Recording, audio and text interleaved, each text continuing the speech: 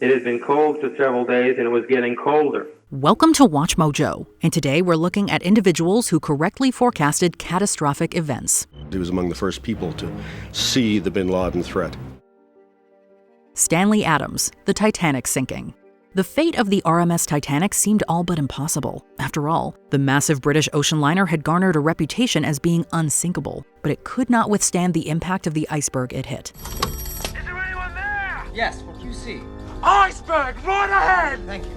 Hours before this collision, Stanley Adams, the wireless operator of another ship, the SS Mesaba, messaged the crew, warning of, quote, heavy pack ice and greater number large icebergs in the Atlantic Ocean. But while Titanic wireless operator Jack Phillips received and acknowledged the message, it never made it to the bridge.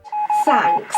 Once Phillips had replied to Adams's message, there was no communication between the two ships for around 10 minutes. However, Captain Edward Smith had ignored prior caution about the ice. Had he heeded these warnings, the untimely deaths of him and more than 1,000 other people on board could have been prevented.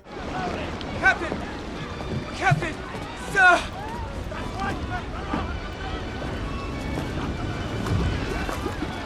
Harry Markopolos, the Bernie Madoff Ponzi scheme.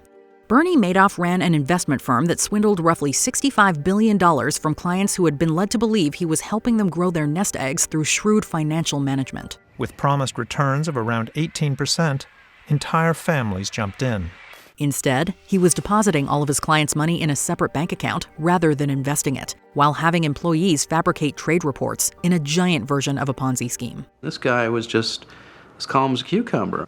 I didn't see any sign, and usually, that should have been sort of a sign to me in retrospect, too. In 1999, financial analyst Harry Markopolos found very strong evidence of fraud, arguing it was mathematically impossible for his reported gains to be legitimate. Harry started engineering it, looking at it, and dissecting the returns, and he's, after 4 hours of work or so, came up and said, Frank, this is a Ponzi scheme.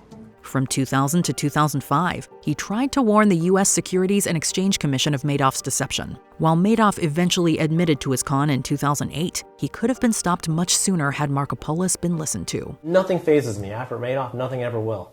Because I saw the absolute worst part of humanity at that case. Li Wenliang, COVID-19. On December 30th, 2019, the Centers for Disease Prevention and Control in Wuhan, China sent out warnings to all area hospitals about a mysterious trend of what they claimed was pneumonia. According to authorities, the number of cases has increased to 44, with 11 of them in serious condition. However, Li Wenliang, an ophthalmologist at the Central Hospital of Wuhan, received a report mentioning, quote, SARS coronavirus. Li shared this information in a private WeChat group with fellow medical school alumni. Li sent a group message saying that a test result from a patient quarantined at the hospital where he worked showed a patient had a coronavirus. Though he specifically asked for the information to not be shared outside of the group, it soon spread far and wide. He was reprimanded by his employers and was forced into signing a letter of admonition, which he later posted to social media. Chinese state media first reported that Li was one of several whistleblowers silenced by police. Calls for Li and the others to be vindicated grew online. The following month, Li contracted COVID-19 from a patient, and on February 7, 2020, he passed away at age 34. Ferdinand Foch, World War II.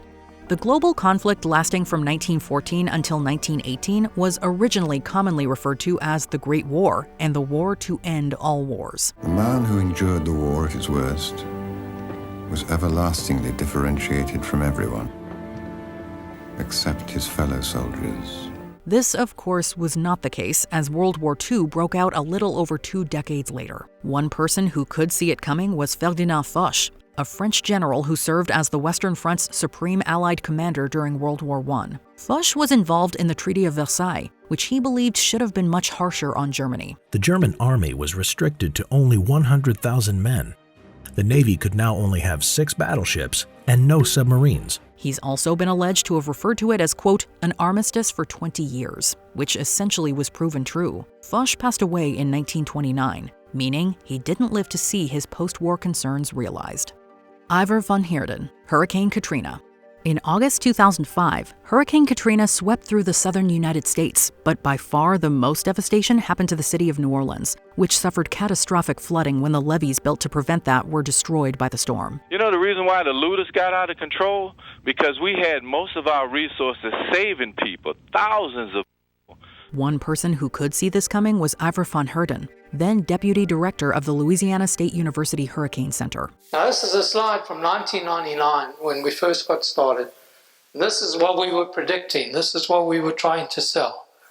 That a storm like such as Katrina would be a catastrophe. 4 years before Katrina hit, van Heerden had been sounding alarm bells about the impact of a potential storm and how the levees were not up to par, blaming the federal government for their lack of concern. Van Heerden later published a book about how his worst suspicions were realized, titled The Storm. This is a major American city, protected by the U.S. Army Corps of Engineers, supposed to be state-of-the-art engineering, and it failed so dismally. Dan Applegate, Turkish Airlines Flight 981 crash.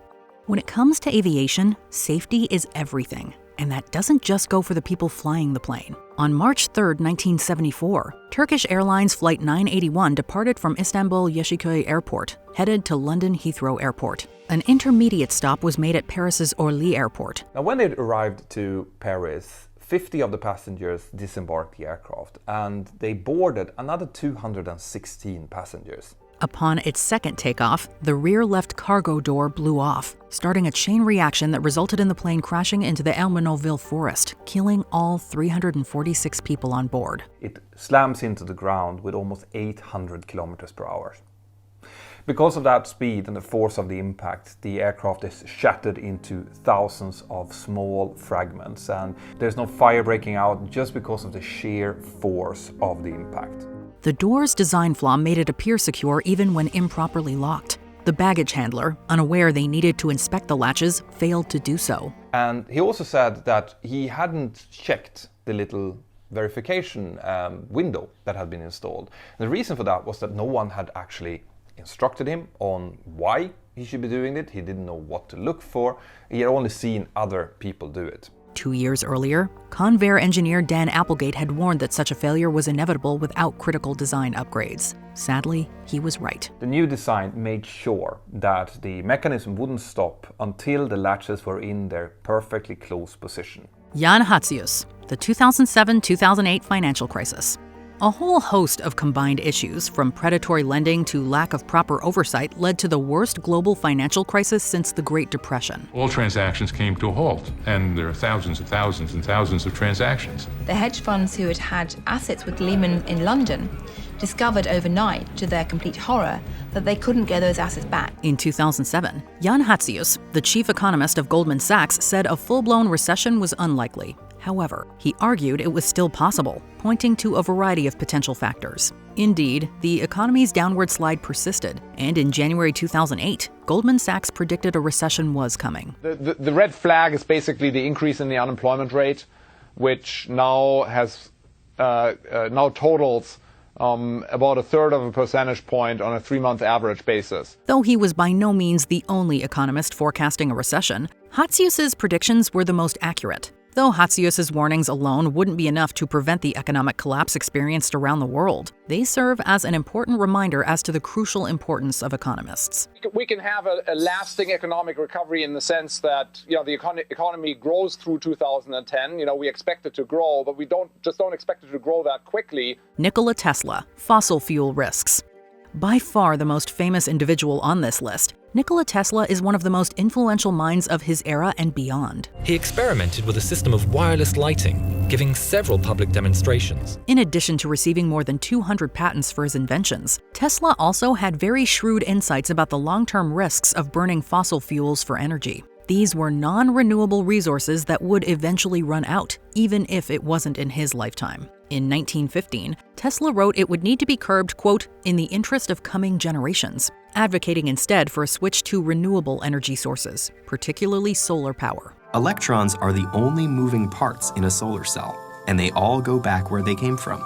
There's nothing to get worn out or used up. Unfortunately, Tesla's warnings were not heeded. Had he been listened to, there's no telling how much better off the global environment would be thanks to renewable energy. Roger Boisjoly, the Challenger disaster. On the morning of January 28, 1986, millions of Americans turned on their TVs to watch the Space Shuttle Challenger take off. What should have been a day of triumph became one of tragedy when the vessel broke apart 73 seconds after launch, resulting in the deaths of all 7 crew members. When we first saw the explosion, we didn't know exactly what had happened.